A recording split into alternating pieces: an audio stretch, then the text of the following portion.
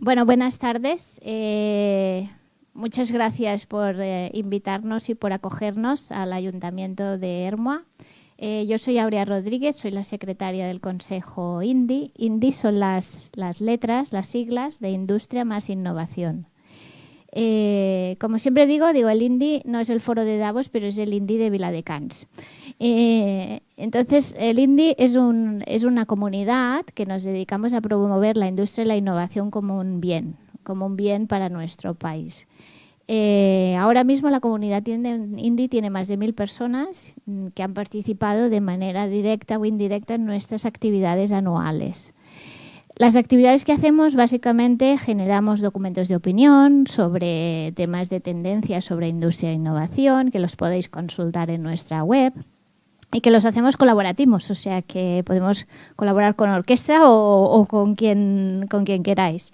El último que hicimos era sobre políticas de innovación y lo encontraréis en nuestra web y fue presentado en todas partes.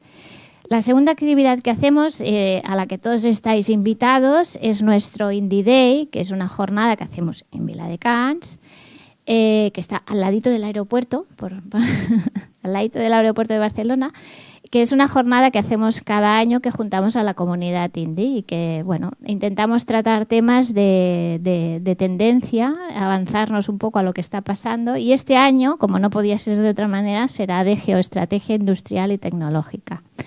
Tendremos ponentes de primer nivel y os invito a venir porque el indie siempre es un poco indie, que es divertido, entre otras cosas. Es el 8 de mayo y es en Viladecans. Y la tercera cosa que hacemos es los indie clubs, como el que estamos haciendo hoy aquí en Ermua. Estos indie clubs son clubs de lectura en los cuales presentamos autores de informes o lectores de informes, libros que están relacionados con la industria, la competitividad, la empresa y la innovación. Y al año hacemos un ranking, nuestro pequeño ranking con nuestros informes, que este año hemos, por ejemplo, presentado el informe Draghi, como no podía ser de otra manera, y bueno, una serie de libros para compartir el conocimiento, porque ya sabéis que el conocimiento siempre cuando se comparte se multiplica. Y esto es de lo que va el INDI, de multiplicar conocimiento y de hacer llegar el conocimiento. Entonces, estamos muy agradecidos, yo ya no hablaré más, si no es necesario, al Ayuntamiento de Ermua y a su alcaldesa, que está aquí con nosotros, que nos va a dar unas palabras.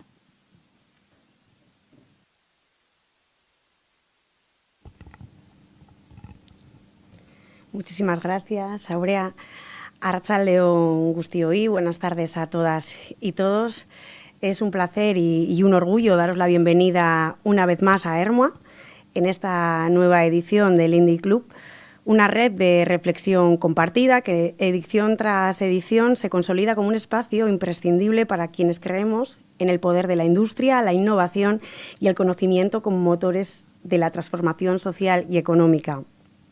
A quienes hoy nos acompañáis, os agradezco vuestra presencia y compromiso y de la misma manera lo hago con quienes nos seguís también por streaming. Y de forma especial a las personas ponentes de esta jornada, Nerea Rojas Mendieta, que nos acercará una mirada imprescindible sobre el papel de la gestión cultural en la era digital, y a Marijose Aranguren, directora de orquesta, Instituto Vasco de la Competitividad, quien presentará el Informe de Competitividad del País Vasco 2024, un documento clave para entender el presente y el futuro también de nuestra economía. Hoy nos reunimos para hablar de industria e innovación, pero también para hablar de personas, porque la verdadera competitividad, la que se sostiene, la que genera valor, es la que pone a las personas en el centro. No se trata únicamente de producir más o más rápido, sino de hacerlo mejor, de manera más inteligente, más sostenible y más comprometida con nuestro entorno. En este contexto, el informe de competitividad que conoceremos hoy nos servirá como hoja de ruta para analizar nuestras fortalezas, detectar debilidades y, sobre todo, para tomar decisiones más informadas desde lo local, lo empresarial y lo institucional. La transformación digital, la transición energética, la economía del conocimiento y los nuevos modelos productivos están cambiando radicalmente la forma en la que entendemos la industria. Y Euskadi, con su tradición industrial profundamente arraigada, tiene ante sí la oportunidad de liderar esa transformación si sabemos combinar lo que somos con lo que podemos llegar a ser.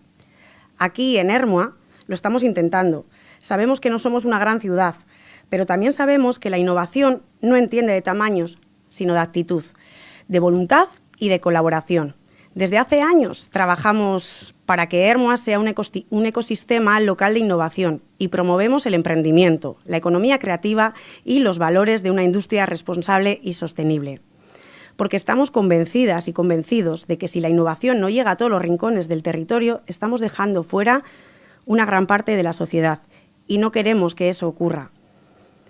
Por eso valoramos especialmente los encuentros como este, que permiten descentralizar el conocimiento y generar espacios de diálogo en los que todas las voces cuentan. Quiero también poner en valor la colaboración interinstitucional y el trabajo en red. Ni los retos de la competitividad ni los de la innovación se pueden abordar en solitario. Requieren una visión compartida, alianzas sólidas y una ciudadanía activa y formada.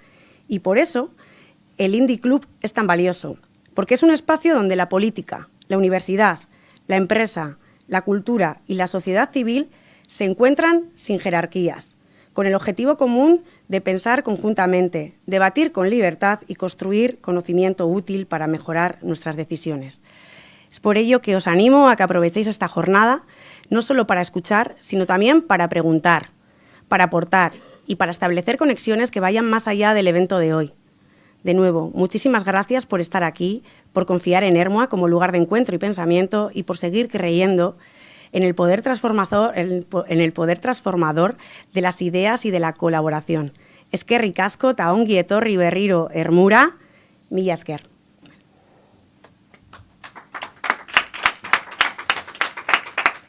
Muchas gracias. Alcaldesa. Tengo, dos grandes mujeres a izquierda y derecha. Vamos a empezar por la izquierda, pero no es nada... Vamos a empezar por la izquierda. Ahora vamos a hacer dos pequeñas presentaciones de los dos documentos. Uno es un libro, es un capítulo del libro que Nerea Rojas escribió y el otro es el informe de competitividad del País Vasco. Empezaremos con Nerea Rojas. Ella es Cultural Project Manager del ACBN. El ACBN, para quien no lo conozca, es el European Creative Business Network. Es una red europea que concentra la mayoría de empresas europeas del ámbito de las industrias culturales y creativas. Y os animo a seguirla. Y Nerea la tenéis aquí muy cerquita de Ermua. Y es una joya por descubrir. Con lo cual, yo le dejo la palabra. Ella viene a presentar una cosa, un capítulo del libro que cuando me dijo el título dije, tienes que explicarlo, porque aparte de romántico, hay mucho conocimiento, que es Emprender por amor al arte. Nerea, adelante. Vale, pues. ¿Se me oye? ¿Vale? Ahora sí. Vale. Pues es que ricasco, Aurea, por la presentación. Es que ricasco de Noé por darme el espacio también para charlar hoy aquí con todas vosotras. Sí, como Aurea comentaba, yo estoy dentro del mundo de la cultura, sobre todo en el mundo de las industrias culturales y creativas. Y tengo también como varios sombreros dentro de este mundo, porque soy docente en un máster de gestión cultural. Y ahí, sí que doy clases sobre políticas culturales y sobre emprendimiento cultural, pero sobre todo, lo más relacionado con esta parte que vamos a reflexionar hoy es que soy coordinadora de ACBN, es la Federación Europea de Economía Creativa. Es que acabamos de cambiar el branding, hemos cambiado el branding para que estéis al día. Es una federación que engloba muchísimos emprendedores, organizaciones sectoriales, grandes, pequeñas, medianas empresas del mundo de la cultura y de la creatividad por toda Europa. Y lo que hacemos principalmente es defender defender los derechos y defender las necesidades que tienen nuestros creativos por toda Europa. Lo hacemos de dos formas, sobre todo a través de la incidencia política, porque nos acercamos a los tomadores de decisiones a través de foros políticos, de white papers, de recomendaciones políticas, para trasladar la voz de este sector. y también a través de proyectos europeos donde hacemos mucha parte de investigación. Y bueno, pues allá en 2022 yo era docente de la Universidad de Mondragón en el grado LEN, que igual pues, muchos de vosotros conocéis, para los que igual no están tanto en la zona, es el grado en liderazgo, emprendimiento e innovación. Y junto con mi compañero Beñat, que es el coautor de este capítulo, que se titula Emprender por amor al arte, le pidieron desde un libro que se estaba haciendo, era un manual, ¿no?, para los que estaban estudiando gestión cultural, y el título era La gestión cultural en la era digital. Consideraron que era imprescindible que hubiese un capítulo de emprendimiento. Se lo piden a mi compañero Beñat y claro, y él acude a mí y me dice, bueno, tú estás más en el mundo de la cultura, vamos a hacerlo juntos. Y entonces ahí nos pusimos un poco a pensar cómo vamos a enfocar este tema, porque la gente que va a leer este libro viene del mundo de la cultura y lo que quiere es aprender a gestionar cultura. Entonces, partimos este capítulo de esta idea que está un poco generalizada de que el emprendimiento y la cultura son dos mundos antagónicos. Como que, bueno, que emprender... Dicen que no te oye. Ah, vale. Pues nada, ¿no? Esto... ¿Sí? Uy, vai barkatu. Vale, eso, ¿no? Pues existe un poco esta idea que poder emprender es incompatible con crear. Y bueno, era como que era una idea, ¿no?, que se estaban enfrentando dos mundos. No sé si... Vale, el dilema creativo lo llamamos. Por un lado, pues... está el arte y la libertad creativa. Por otro lado, estábamos hablando de crear empresa, de rentabilidad, de gestionar, y en este imaginario dedicarse al arte pues, por amor, pues estaba bien visto, pero quizás igual emprender y sacar rendimiento y que sea algo sostenible económicamente sonaba un poco a traición. Esa era un poco como la sensación que teníamos por parte del ecosistema. Entonces, claro, planteábamos, ¿no? ¿De verdad es justo que los agentes culturales tengan que emprender solo por amor al arte? ¿O hasta qué punto es justo que tengan que elegir entre crear y gestionar? Y sobrevivir económicamente, ¿no?, y vivir de tu talento. Entonces, frente a esta dicotomía, lo que planteábamos era escribir un texto en el que estos prejuicios se intentasen romper y pudiéramos demostrar, bueno, pues que el emprendimiento ni está reñido con la creación artística y que encima, bueno, pues va a ser un modo de garantizar la sostenibilidad y a largo plazo que siga existiendo este proyecto.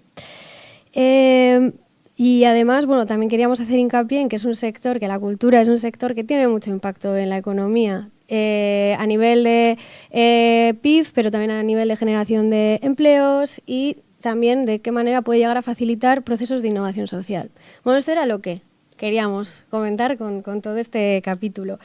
Entonces, bueno, pues sí, el eje central, ¿no? Digamos que era este dilema creativo de cómo vivir de tu arte sin dejar de hacer arte como tal. Entonces, bueno, lo primero que dijimos, bueno, pues si estas personas van a empezar a emprender, tenemos que ayudarles a pensar cómo pueden pasar de una idea a un proyecto que sea sostenible. Y para eso decidimos, bueno, pues hacer un poco un repaso por lo que era el emprendimiento tradicional y estuvimos pues identificando ciertos modelos de emprendimiento más tradicionales, como podrían ser pues, el design thinking o lean startups. Sí, todos los que os dedicáis al mundo de la innovación estáis familiarizados con este tema. Los que vienen del mundo de la cultura quizás no tanto. Entonces hicimos un poco un repaso, presentamos unas herramientas y bueno, pues el objetivo también era, ¿no?, pues facilitar un poco la comprensión de este proceso de pasar de una idea a un proyecto que fuera real. Entonces, proponemos todas estas herramientas a lo largo del capítulo, que no os voy a explicar porque pues para eso podéis ir al capítulo y leerlo. Yo aquí vengo a poneros, ¿no?, unas cuantas reflexiones sobre la mesa y a ver luego qué sale de aquí. Pero sí que nos dimos cuenta, estas son herramientas tremendamente útiles para el sector cultural también. Y lo que habría que hacer, pues adaptarlas a nuestros modos de hacer y nuestros modos de trabajar propios de nuestro sector.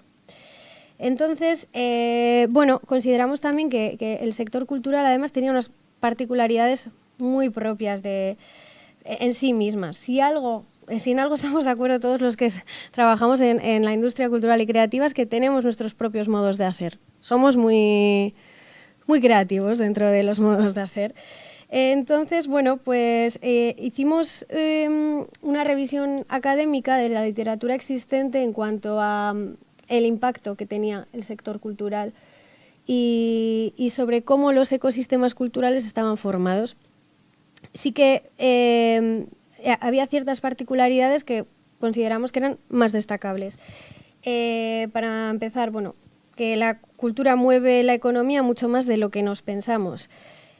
Yo tengo aquí datos actuales que son a nivel europeo, porque al final es en lo que trabajo. En el capítulo hay datos que no están tan actualizados, porque este capítulo lo empezamos a escribir en 2021, lo publicamos en 2022, y aquellos datos sí que son más locales, más regionales, pero bueno, mi compañera va a tener datos seguramente, o sea que va a ser la persona adecuada para hablar de datos. Yo aquí venía a hablar de mi libro.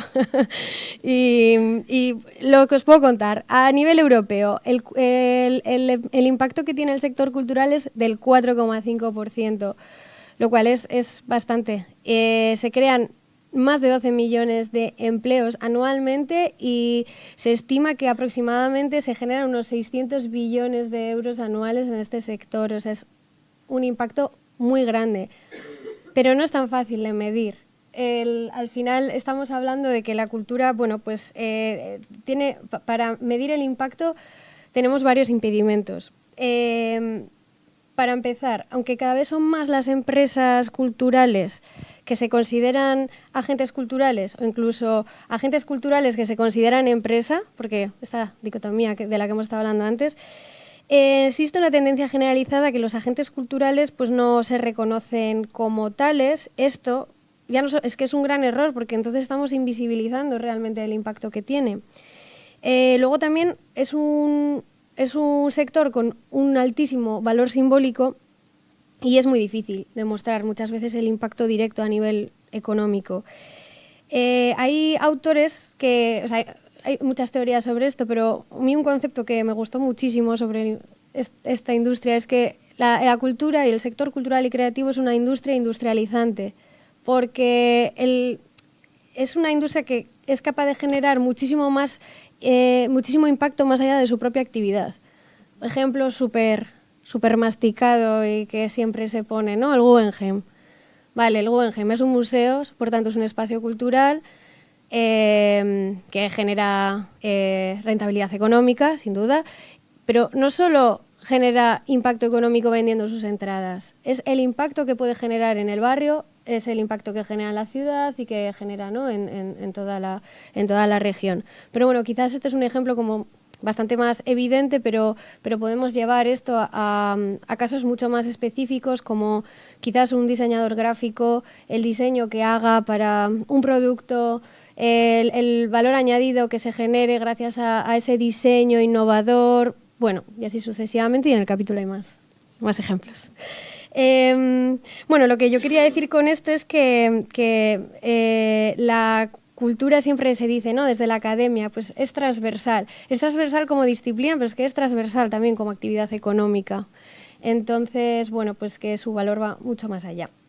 Y bueno, pues después de hacer esta revisión académica, consideramos que nos faltaba un poco como de mamía, ¿no? De ver, bueno, bien, el papel lo aguanta todo, eso ya lo sabemos, pero ¿qué está pasando realmente en el ecosistema? Entonces decidimos que íbamos a hablar con el sector y hablar con el ecosistema que teníamos en nuestro territorio. Entonces decidimos que íbamos a hacer un focus group con unos cuantos agentes locales. Estuvimos hablando con la UNESCO Etxea, porque queríamos tener como esta visión más institucional. Estuvimos hablando con el BDCC como plataforma, ¿no? Que da apoyo a todos los emprendedores aquí, con Irán Chulecue, que es pues una artista que además gestiona también un espacio cultural en Gasteiz, y con Lane Arts como institución educativa, y también con el colectivo de SWAP, que es de Zorrozaurre, que se centran más en la regeneración urbana, ¿no? Y bueno, pues el objetivo también de hablar con estas personas era entender, bueno, pues teníamos ciertas preguntas, queríamos entender de primera mano a ver cómo veían que estaba el sector. Les preguntamos un poco por el estado actual del sector, del emprendimiento específicamente cultural. Quisimos preguntarles sobre temas de capacitación, de formación, porque veíamos también que era un tema que a lo largo de la literatura académica salía constantemente, pero no teníamos mucha información. También sobre la colaboración entre los agentes, ¿no? Que consideramos que era un tema central. Y luego también pusimos sobre la mesa pues, el dilema que hemos explicado en un principio, ¿no? Ese equilibrio entre el valor de la creación, el valor creativo y económico, etcétera, del emprendimiento en cultura. Bueno, total que durante el capítulo pues hay un montón de páginas donde hablamos como de esta conversación y de este diálogo que tuvimos. Lo que yo he intentado hacer aquí ha sido coger las conclusiones de los mayores desafíos que hemos encontrado en la literatura académica y los que nos han contado los distintos agentes, para intentar ser un poco breve y no estar aquí hasta mañana con todos los desafíos que tenemos. Y bueno, pues sí que vimos que los retos generales a los que tenemos que enfrentarnos son pues tanto desde la literatura académica como las aportaciones de los agentes destacan esa dificultad de crear proyectos culturales que sean económicamente viables, sobre todo por la falta de conocimientos de gestión empresarial. La queja que encontrábamos sobre todo era que los emprendedores culturales a menudo deben aprender a gestionar en el día a día y no tienen la formación adecuada, y esto puede afectar tanto a la creatividad como a la viabilidad viabilidad económica de sus proyectos. Y esto está muy relacionado con la cuestión del conflicto entre la creatividad y el negocio, ¿no? Porque en el momento en que estos emprendedores están centrando en intentar resolver este dilema entre las exigencias del negocio y la necesidad de mantener su dinámica creativa, la toma de decisiones estratégicas se ve afectada. Y también afecta, por un lado, a su creación artística, pero afecta en gran medida a la sostenibilidad económica de ese proyecto, el modo de promoción, etcétera.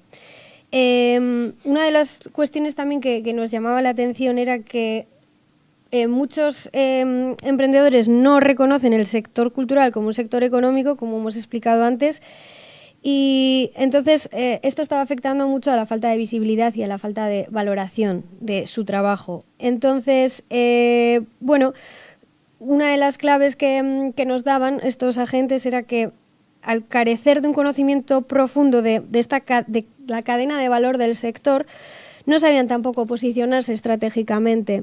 Y esto era muy importante para tener un proyecto emprendedor que fuera exitoso, pues saber posicionarse dentro de la cadena de valor. Y bueno, actualmente sí que contamos con herramientas para hacer automapeos como Cultursistema, que es una matriz para ser capaz de automapearse dentro del sector cultural. Pero bueno, pues son herramientas que hay que aprender, que hay que capacitar al sector.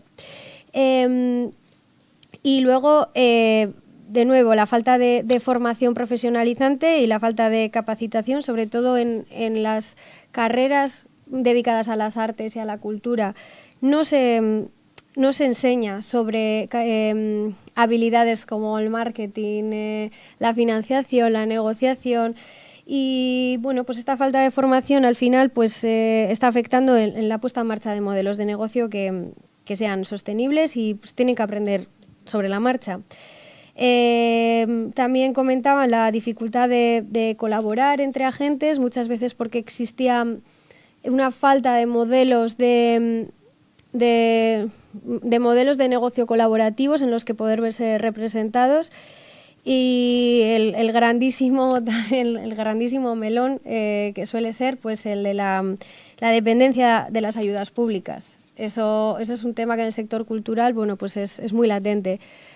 ¿Tiene que haber políticas públicas culturales? Sí, absolutamente. O sea, seré la primera que siempre vaya a abogar por ello, pero es también un arma de doble filo porque muchas veces son ayudas que están acompañando durante los primeros pasos de los proyectos, pero luego no son ayudas que se extiendan a largo plazo. Por tanto, proyectos muy exitosos que empiezan y que no pueden continuar porque no han sabido generar tampoco unos modelos de negocio que sean sostenibles por sí mismos y autónomos, y por tanto grandísimas ideas que se quedan ahí.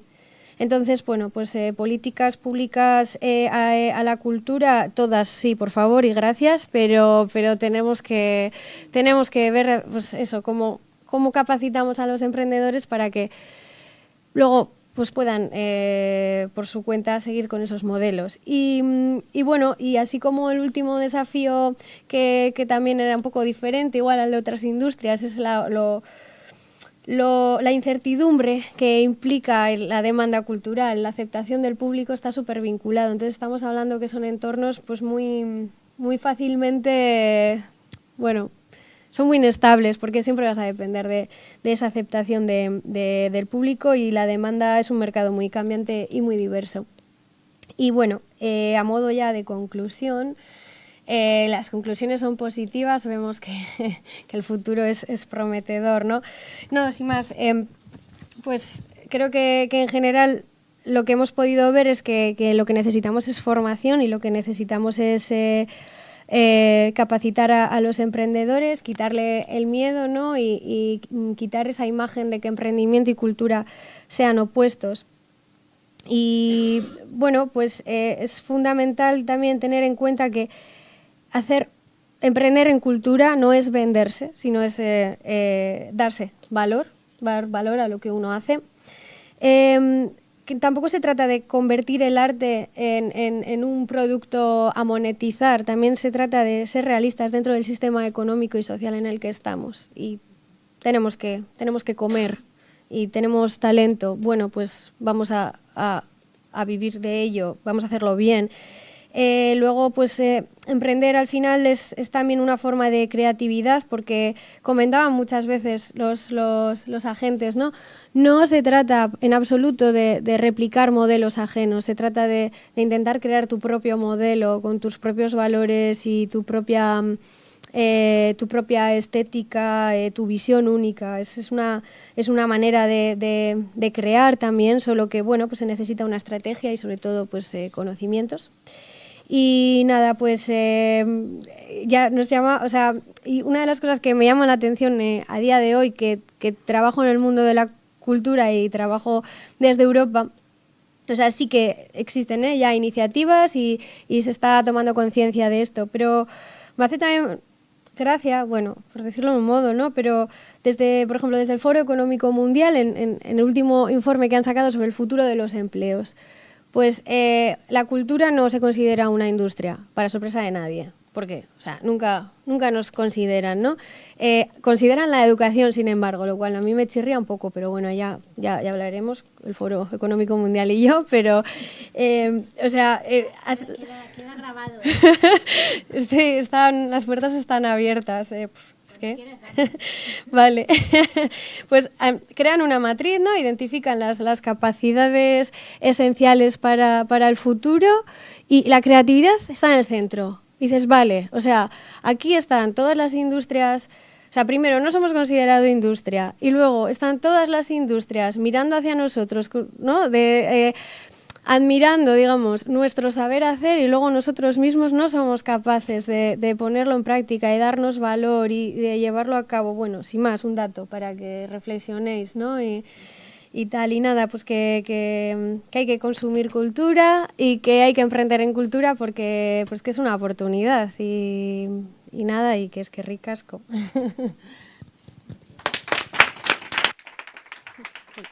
Está apagado, no sé si...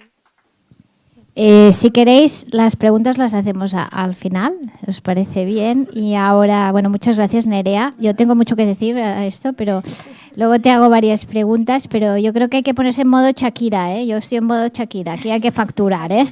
Sí. Bueno, ahora le damos la palabra a María José Aranguren, que es la directora de orquesta del Instituto Vasco de Competitividad, además es catedrática de Economía de Deusto. porque nos va a presentar el informe de competitividad vasco 2024. Yo tengo muchas ganas de oírlo. Que lo tenemos aquí, por cierto. Para los que no estén online, lo tenemos aquí, físicamente. Bueno, arratsaldeo. Toma, porque no sé si funcionará. Sí, ¿no? ¿Se oye o no? Poquito. Toma. ¿Se oye o no? ¿Sí? ¿Sí? Sí, seguro. Vale. Vale. Si no, me decís, ¿eh? Bueno, es que ricasco, gonbidagatik, mil gracias a Indy y también a Josu Ansola y al Ayuntamiento de Ermua por la invitación a compartir un poco el informe en este foro.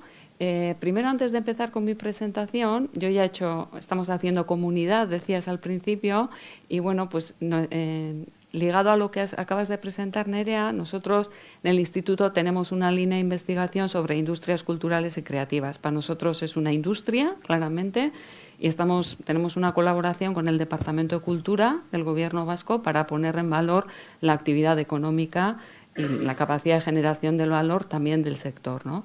Entonces, bueno, es un reto por todos esos elementos que salen, pero lo que estás haciendo en Europa, yo creo que lo podemos conectar también con hacerlo aquí y poner eso en la acción aquí, ¿no? Te voy a poner en contacto con gente del equipo para que está trabajando ese tema, ¿no? Pero ya hacemos un link antes de empezar con la presentación del informe, ¿no? Bueno, igual, primero, orquestra, o sea, yo trabajo en orquestra. Somos 41 personas en este momento. Somos un centro que hace investigación en temas de desarrollo económico, competitividad, pero nosotros entendemos el desarrollo económico como clave para generar bienestar del territorio para las personas, ¿no? Entonces, siempre trabajamos de la competitividad y desarrollo económico para el bienestar inclusivo y sostenible de las personas, ¿no? Entonces, el informe, como veréis, analiza un poco cómo estamos, lo hacemos todos los años, cómo estamos en el País Vasco en competitividad y bienestar, y luego deciros también que hacemos estos análisis no solamente para el País Vasco, porque el País Vasco es multiescalar y tiene una escala luego de territorios históricos, comarcas, incluso municipios, ¿no? Entonces, el observatorio del que luego hacemos estos análisis lo tenemos también para todas las comarcas, trabajando con la Diputación Foral de Guipúzcoa, la Diputación Foral de Vizcaya y también con la de Álava, y ahora estamos bajando el observatorio a datos municipales, lo cual nos permite también hacer este tipo de diagnósticos a nivel municipal para ver, por ejemplo, en Ermua, pues qué tipo de estrategias se podrían impulsar y tal, ¿no? Os digo porque estamos en un plano local también y me parece que es importante destacar eso, aunque el informe que voy a presentar ahora es del País Vasco. Y luego deciros que igual dentro de nuestra actividad son importantes los diagnósticos. Este es un diagnóstico de cómo estamos en competitividad y bienestar, pero los diagnósticos no cambian territorios. Entonces, luego, en aquellos retos que identificamos en los diagnósticos, lo que hacemos son proyectos, y en este momento tenemos 38 proyectos en marcha con actores del territorio, empresas, diputaciones, diferentes departamentos del Gobierno, la Comisión Europea, etcétera. Por ejemplo, si tenemos ahora un reto en la transición verde y tenemos que aumentar el porcentaje de energías renovables en el mix, pues eso cómo lo podemos hacer, dónde están las barreras, cómo mejorar la aceptación social de las energías renovables y bajar a terreno con eso, ¿no? Es decir, no es solamente hacer diagnósticos, sino también luego proyectos de transformación para abordar estos proyectos aquí, en el territorio también. Yo creo que es importante, pues un poco por situar este diagnóstico dentro de ese punto, ¿no? A ver. Bueno, el diagnóstico lo hacemos todos los años, lo presentamos en Sociedad, lo tenéis accesible en la web, está el gordo, pero también un resumen ejecutivo, y todos los años aborda dos objetivos, ¿no? Un análisis general de competitividad y bienestar, con un montón de indicadores. Tenemos un observatorio con indicadores del País Vasco comparativo con todas las regiones europeas, para compararnos cómo estamos en diferentes elementos, y luego todos los años profundizamos en una temática específica. Y en este informe profundizamos en la inclusión, en el tema de inclusión por género, hombres y mujeres, por edad, inclusión de personas de todas las edades y por origen de nacimiento. Es decir, personas nacidas aquí, pero también nacidas en otros contextos. ¿Por qué? Porque dado el reto demográfico y la transición demográfica, es un reto muy importante el que seamos capaces de gestionar bien la diversidad que supone pues tener gente de diferentes orígenes, de mujeres y hombres y de diferentes edades en las empresas, en las organizaciones, etcétera, para innovar, porque la diversidad nos muestra que si lo haces bien y gestionas bien y lo lideras bien, te permite innovar más y contribuir así a la competitividad y el bienestar de todos. Y por eso abordamos como reto importante o como un foco importante en ese tema. Para hacer responder al primer objetivo, utilizamos todos los años este marco. El marco tiene los resultados, tanto de competitividad, más resultados económicos de las empresas, etcétera, del territorio, en la parte de abajo. Aquí está el PIB per cápita, la productividad, etcétera, y las dimensiones del bienestar de las personas. Es decir, la competitividad empresarial, la competitividad económica nos ayuda a generar bienestar, pero también el que tengamos un territorio con mejores niveles de bienestar de las personas nos ayuda a generar más actividad económica. Entonces, hay una bidireccionalidad en esta relación y veremos que trabajamos diferentes dimensiones en los resultados en medio, ¿no? ¿Y qué elementos inciden en esto? La parte de la izquierda son características estructurales del territorio que son difíciles de cambiar, dónde estamos localizados, la orografía que tenemos, nuestras características demográficas estructurales, nuestros valores, nuestro entramado institucional, eso no cambia de un año para otro, eso es estructural, pero afecta, el que tengamos concierto no afecta, económico no, pero bueno, pues eso hay que analizarlo, también cómo influye, ¿no? Esos estarían en la parte de la izquierda. Y en la parte de la derecha analizamos las palancas dinámicas, que son todas las dimensiones en las que como empresas, gobiernos, ayuntamientos, universidades tomamos decisiones que inciden luego en los resultados de competitividad y bienestar.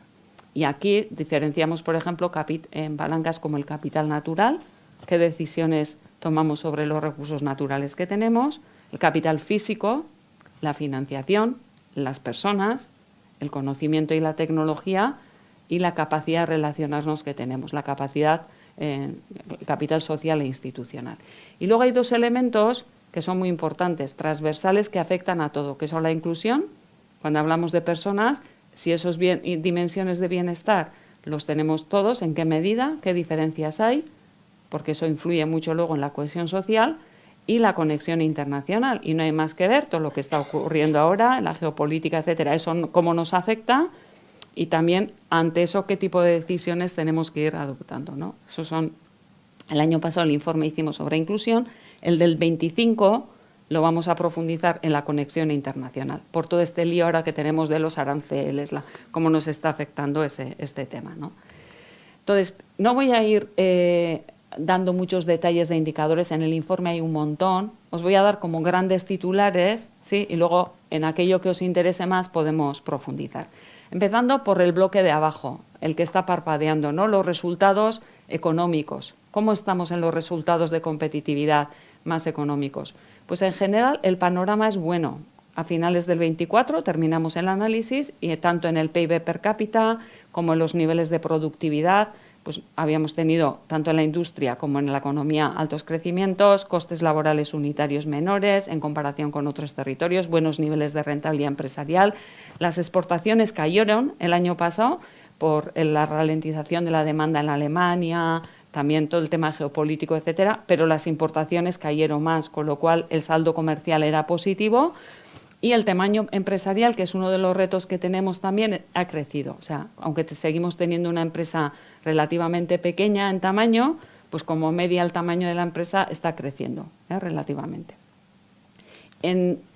¿Cuál sería el reto en las dimensiones de resultados económico-empresariales? La innovación. Es decir, nosotros, para ser a medio y largo plazo capaces de generar más valor en el territorio, tenemos dos vías.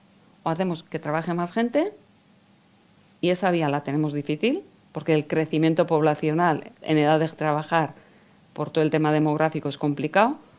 Es decir, si quisiéramos hacer una tarta es teniendo más pasteleros o haciendo que cada uno haga mejores pasteles o más pasteles. Es decir, aumentando los niveles de productividad. Y eso depende mucho de la innovación y de las capacidades que tenemos en las personas.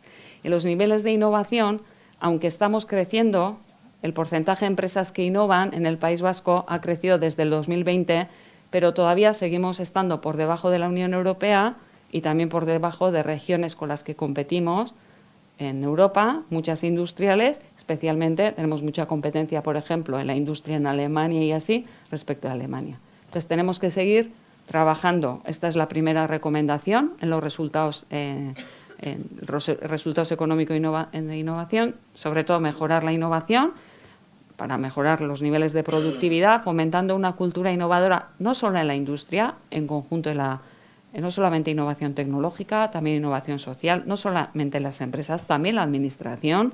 Hay un reto en la innovación en la administración, reducir los obstáculos que hay en la administración. Muchas veces hay mucha burocracia y mucha regulación que son una barrera para poder hacer innovación, y también promover innovaciones en marketing, en mercado, que en esos los niveles de innovación nuestros son menores que en otros territorios, ¿no?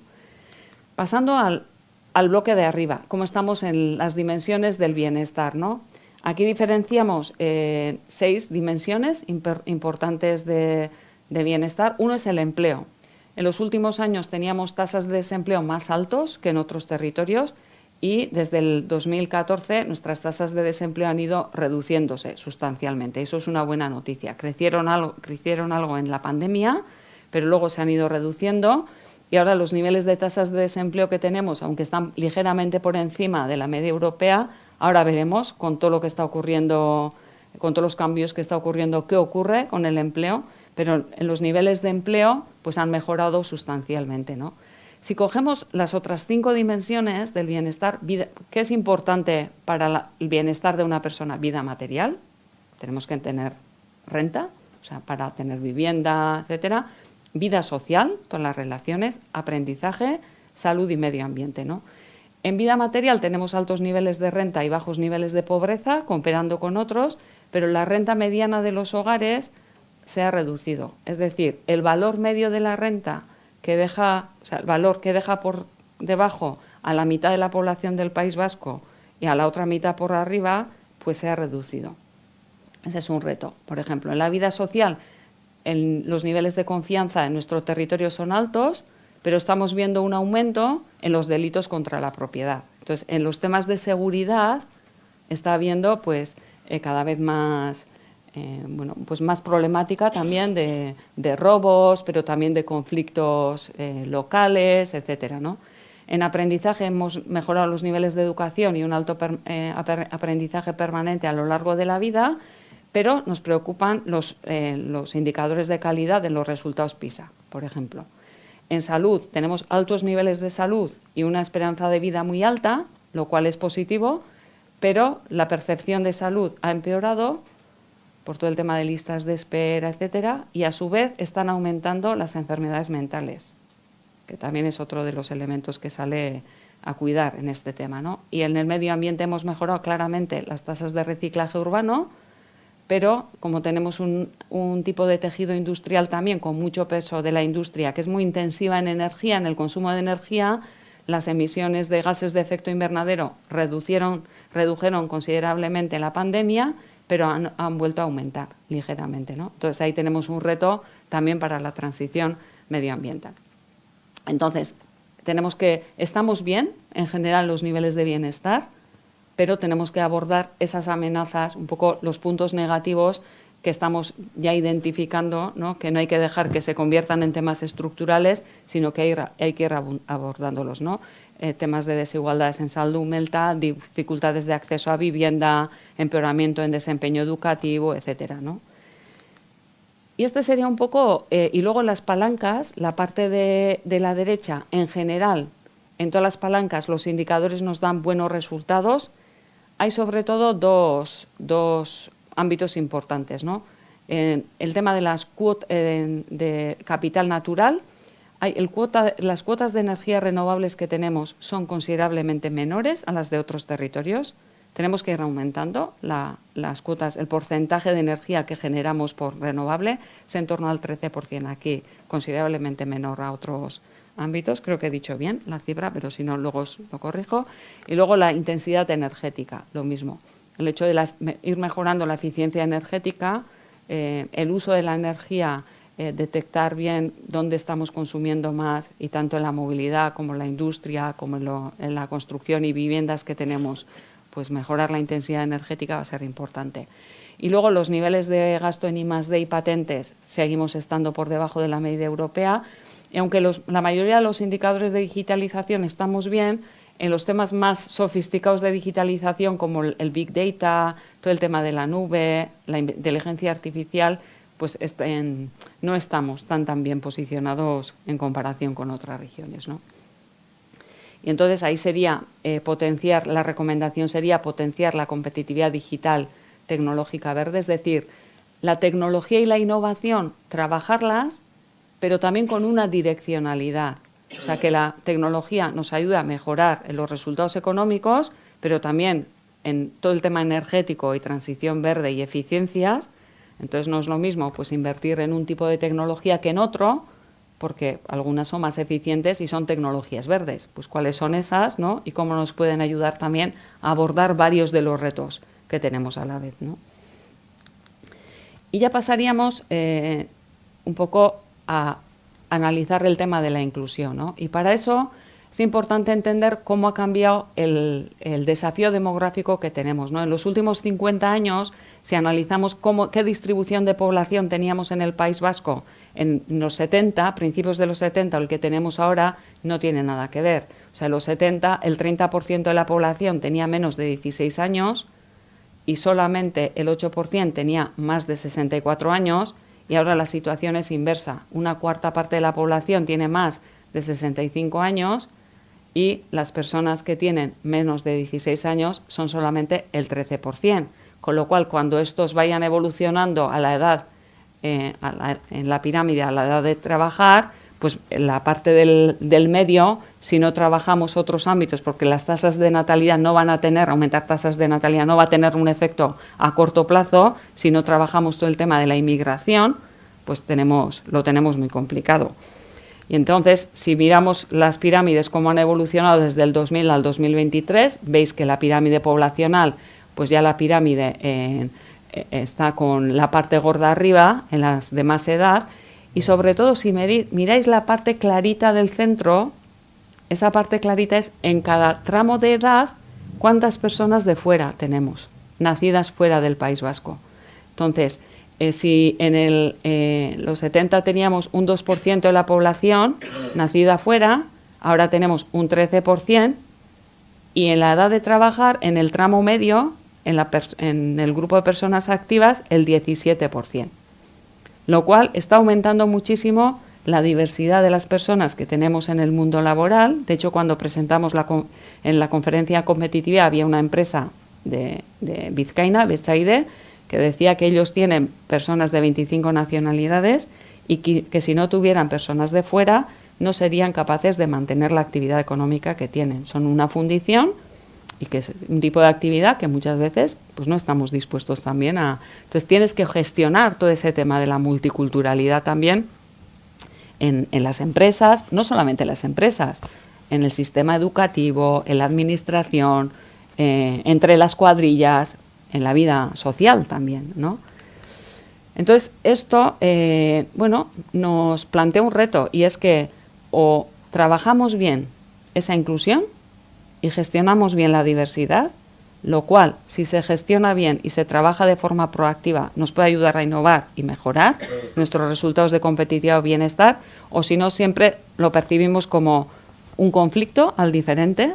Siempre hay conflictos, pero si no lo trabajamos positivamente, pues esto va a ser al final una amenaza, ¿no? Entonces va a ser muy importante pues el que seamos conscientes de que tenemos que ir cambiando y generar unos liderazgos también que nos ayuden a gestionar bien esa diversidad, ¿no? Y entender qué capacidades tiene cada persona y cómo podemos integrarlas mejor para aportar valor económico y social, ¿no? Y entonces empezamos a trabajar la parte más de inclusión, ¿no? Y la primera reflexión que hacíamos en esto es que generalmente, ¿qué entendemos por inclusión? Pues entendemos que las personas de diferentes características tengan acceso a las diferentes dimensiones de bienestar. Entendemos que las personas tengan acceso a la educación, a la salud, que sean atendidos en Osakidetza, en el sistema educativo, etcétera. Muchas veces entendemos inclusión como acceso al bienestar, ¿no? Pero nosotros entendemos que la inclusión es mucho más que eso. La inclusión es facilitar la participación de todas esas personas en la construcción social, económica, competitiva de los territorios también.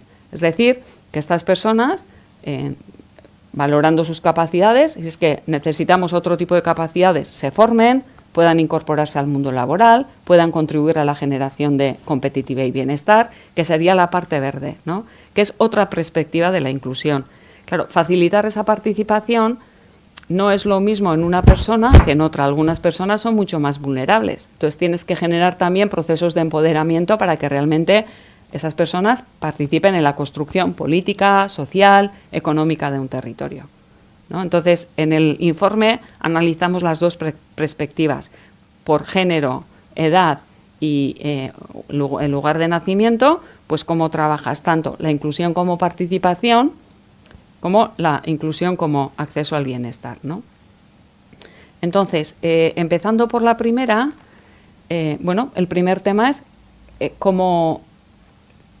en qué situación están las personas de diferente edad, género y lugar de nacimiento, por ejemplo, en el mercado laboral. Si están activas o inactivas, paradas o ocupadas, y si os fijáis, ¿no?, en la parte más lila, el porcentaje de las inactivas es mayor en las mujeres que en los hombres, ¿sí? Entonces hay una brecha por género, sobre todo en las de más edad. Hay una mayor inactividad en las personas más mayores. En las mayores de 55 años, la parte de inactividad es mayor, o sea, es alta.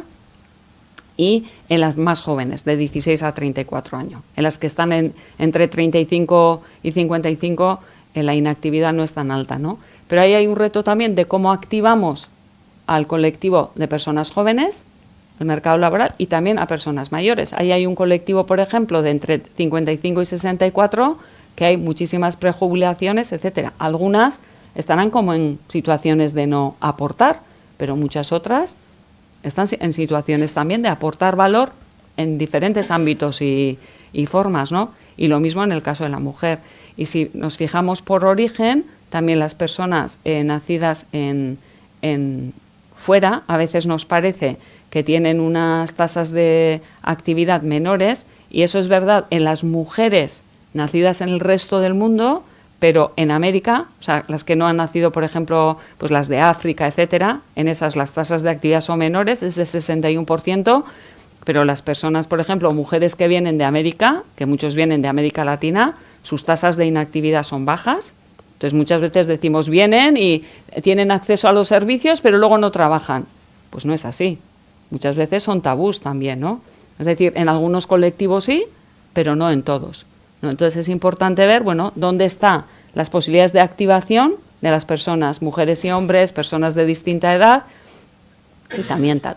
Otra situación, otro tema importante es el tema de, bueno, ¿y qué tipo de contratos tienen las personas, no? Y si os fijáis, en el caso de las mujeres, la parte lila, que es la parcialidad no deseada, es mayor.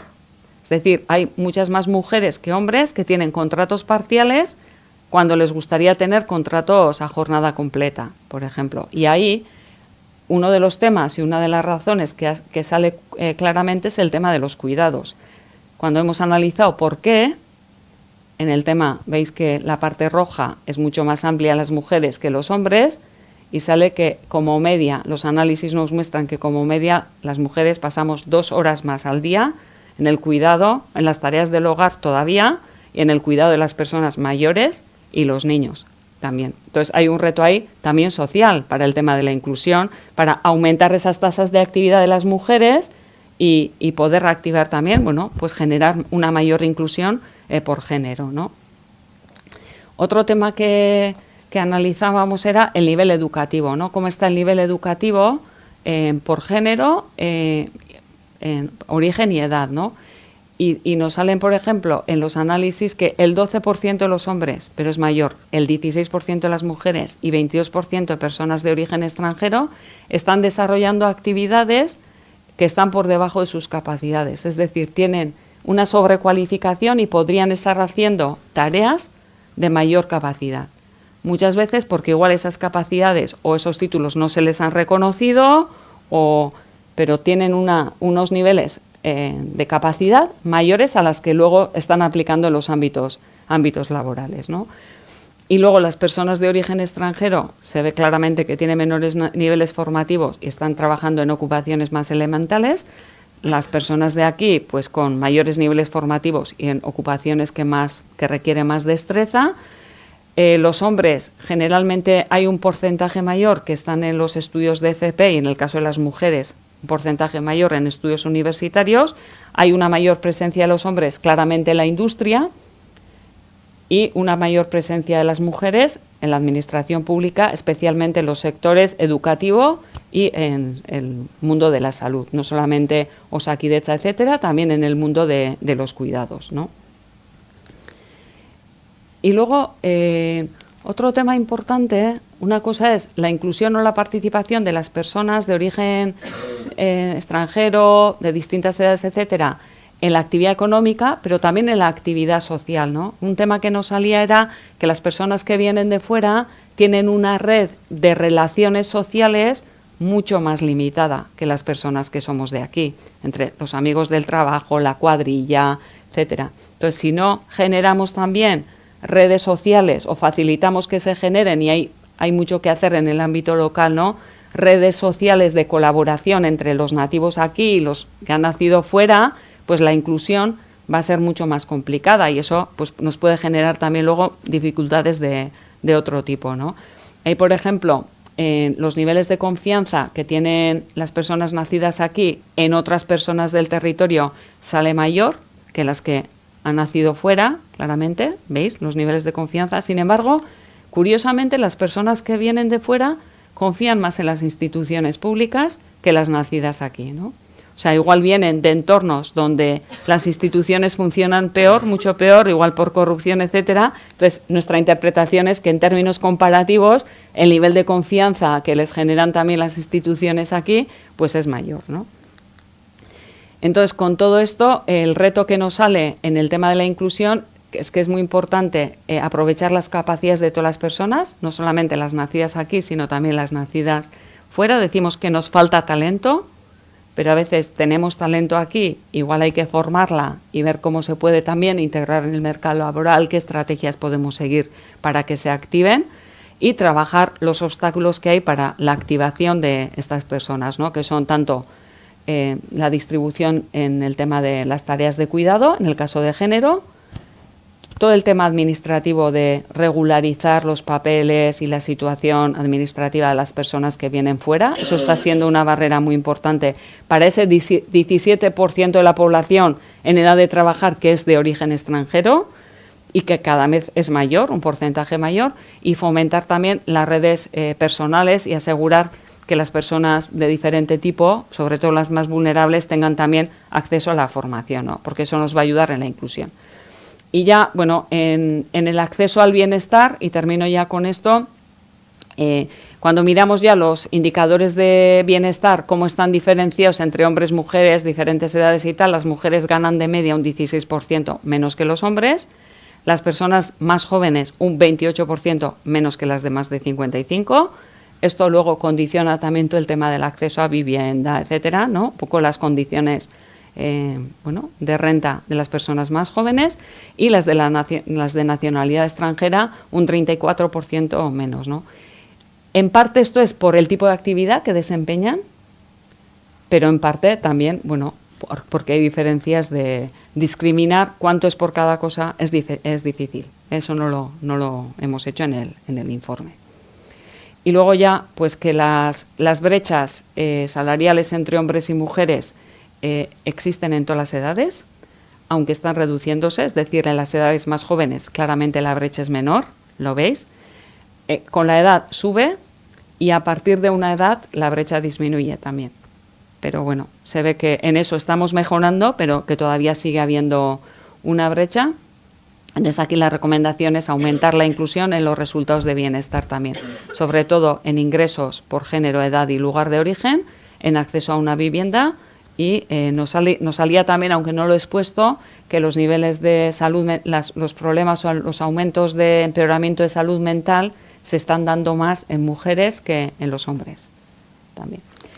Y por último, bueno, esto recoge las 6 recomendaciones. Al final, 2 de las recomendaciones están a nivel de personas, construir sobre las capacidades de todas las personas y abrazar esa diversidad, poniendo en valor la capacidad de todas las personas.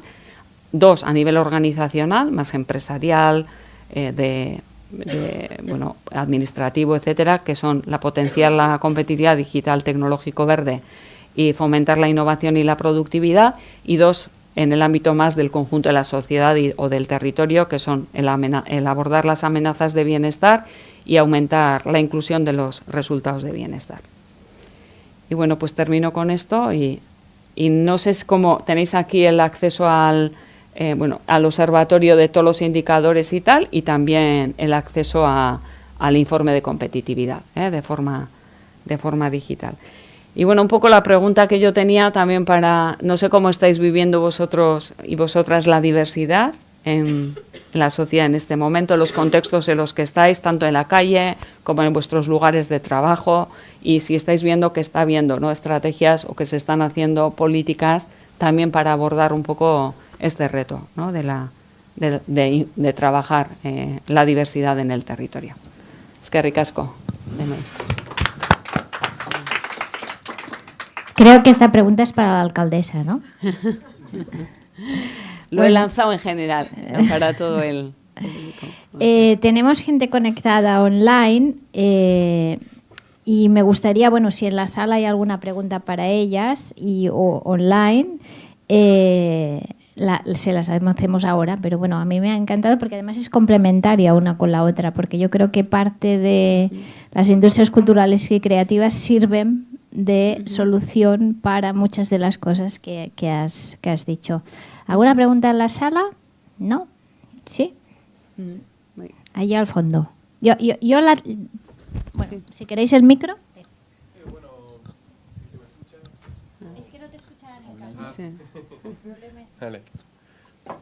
Hola. Pues nada, Panerea, Rojas. Una preguntita. Hablas mucho sobre formación, sobre que necesitas formar, o bueno, necesitamos formar a esos perfiles de culturales. ¿Dónde ves tú ahí realmente el gap? O sea, ¿por qué dices eso tantas veces, no? O sea, ¿por qué también estás tú con ese tema? Sí, bueno, ¿está activado el micro? Vale. Bueno, o sea, esto, lo que os he contado son, por un lado, los resultados de una revisión literaria extensiva, resultado de investigación con grupos de personas, son los resultados que nos han dado, y luego a nivel personal, como experiencia, en la federación en la que represento estamos trabajando en varios proyectos precisamente de esta cuestión, ¿no?, de identificar dónde están los gaps entre las skills, bueno, perdonad porque a veces uso inglés Capacidades, porque como sí. capacidades, ¿dónde está esa brecha entre las capacidades que se necesitan, los agentes en el ecosistema cultural y no se oye, ¿no? Ya, me ha tocado. Vale, eso. ¿Por dónde iba? Hacemos investigación para identificar ese gap entre lo que se necesita y la formación que reciben. Y tenemos informes de una serie de habilidades y de capacidades que faltan y que no se dan en la formación reglada. O sea, y luego como perspectiva personal de estar trabajando con el sector, también he podido ver incluso las propias quejas de los agentes culturales, sobre todo, decir, yo soy artista y yo no sé gestionar. O sea, es formación sobre todo en cuanto a temas empresariales. O sea, formación, dices, a gente de grado o gente que estudia arte y cultura en alguna universidad o en algún centro educativo. Sí, imagínate Bellas Artes, ¿no? Por ejemplo, pues lo que demandaban los agentes culturales era, nos gustaría que dentro de la formación reglada existiesen módulos, asignaturas que nos ayudasen a convertir estas ideas culturales, ¿no?, en proyectos que sean emprendedores, a gestionar una galería de arte, por ejemplo, pues saber contabilidad, saber facturación, ese tipo de cosas. ¿Tú ahora mismo estás atacando esos problemas o estás aportando, ¿no?, de alguna manera, estás en contacto con ellos? La Federación Europea, o sea, Creative Ed, y si bien es la Federación Europea de Economía Creativa, lo que hacemos es representamos al sector. Entonces, estamos investigando este tipo de cosas a través de proyectos financiados por la Comisión Europea. Estamos sacando informes por ese lado. Y por otro lado, la manera en la que intentamos abordarlo, bueno, y también con tema de microcredenciales. Estamos trabajando mucho en los temas de microcredenciales porque consideramos que pueden ser una vía también que ayuden. Y de la otra forma es pues desde la incidencia política también, para pues que se generen más líneas de formación, de financiación regladas en este tipo de cosas que complementen las habilidades creativas de las personas del ecosistema. No sé si con eso he respondido. Sí, en mi capítulo. Sí. Vale, sí. En muchas bibliotecas está, o sea, por dar, hay que apoyar a las bibliotecas públicas también. ¿Alguna pregunta más? Si no, yo haré una pregunta porque, bueno, me ha dado la impresión que, ¿cuál es tu opinión, no? Pero me da la impresión que sí que están mejorando los indicadores económicos, ¿no? Pero que por otro lado hay el riesgo de que haya más brechas, ¿no? Que es un poco lo que decías de la inclusión, ¿no? Que para que esto no pase hay que tomar pues cartas en el asunto, ¿no? Sí, eso es. Bueno, yo creo que está aumentando la diversidad, ¿no?, de las personas que tenemos en los lugares en los que estamos, ¿no? Tenemos personas de distintas edades y género, con la incorporación también de la mujer. Pues yo creo que las formas de liderar, etcétera, pues a veces combinas, ¿no?, las que son más habituales en los hombres, en las mujeres, etcétera, pero a su vez también está viendo, o sea, cada vez hay personas de más sitios multiculturales en diferentes espacios de trabajo, ¿no?, que tienen diferentes formas de ver. Entonces, si no se integra bien eso, si no somos capaces de gestionar bien esa diversidad, pues tenemos el riesgo de que se generen brechas, ¿no?, sociales, económicas, etcétera. Entonces, yo creo que es un reto colectivo, no solamente de las empresas. O sea, una empresa tendrá que gestionar pues cómo gestiona esa diversidad en su lugar de trabajo, cómo tiene que trabajar los liderazgos, etcétera, para eso, pero también en la administración pública, también en los entornos sociales, ¿no? Todo el tema o debates, por ejemplo, en nuestro caso, de cómo mantener la identidad cultural, el euskera, etcétera, pero también ser acogedores a la diversidad, ¿no?, al que viene, entonces a las personas que vienen, ¿no? A veces desde abajo, desde lo local, surgen iniciativas, ¿no? Yo conozco municipios donde pues las propias familias lo que están haciendo es ser como las acogedoras de otra familia que viene de fuera. Y es como el que acompaña a la familia que viene de fuera para que su integración aquí sea más fácil, ¿no? Y hacen, yo que sé, comidas juntos, una familia de aquí con la de fuera, pero son como experiencias muy de voluntariado que surgen de forma espontánea, ¿no?, que son positivas, pero yo creo que junto a eso tendríamos que tener como estrategias y políticas que trabajen eso de forma integral, ¿no?, socialmente, económicamente, políticamente, porque si no se gestiona, luego se nos va, o sea, nos sale por otro lado, ¿no?, nos explota por otro lado. Pues, ¿alguna pregunta más en la sala? ¿No? Online me parece que no hay, ¿no? Pues bueno, yo creo que yo muy agradecida. En el INDI lo que pretendemos es aprender, compartir el conocimiento y aprender, y yo esta tarde creo que hemos aprendido de dos grandes mujeres con dos perspectivas complementarias, y me quedaría con una frase de cada una, porque que la diráis vosotras, no yo. Pero bueno, estáis todos invitados a los indies. Vamos haciendo uno más o menos cada mes. El próximo será en un pueblecito muy chiquitito de Gerona, que se llama Vilavadeix, que también tendremos ponentes de primera. El siguiente lo haremos muy cerquita de aquí, en Sestao, con lo cual estáis también todos invitados. Será el 4 de junio. Con lo cual, yo os animo a estar conectados con el indie y a seguir todo este conocimiento que vamos ampliando a medida que vamos con territorios. Y os dejo con una frase de cada una. ¡Ay, qué apuro! Si no, nos quedamos con la de Shakira, ¿eh? Aquí las mujeres facturamos. O sea. Bueno, pues supongo que diría, así como para resumir, ¿no? Vale. Eso, pues emprender en cultura es darse valor también al talento propio y que hay que emprender en cultura. Sí.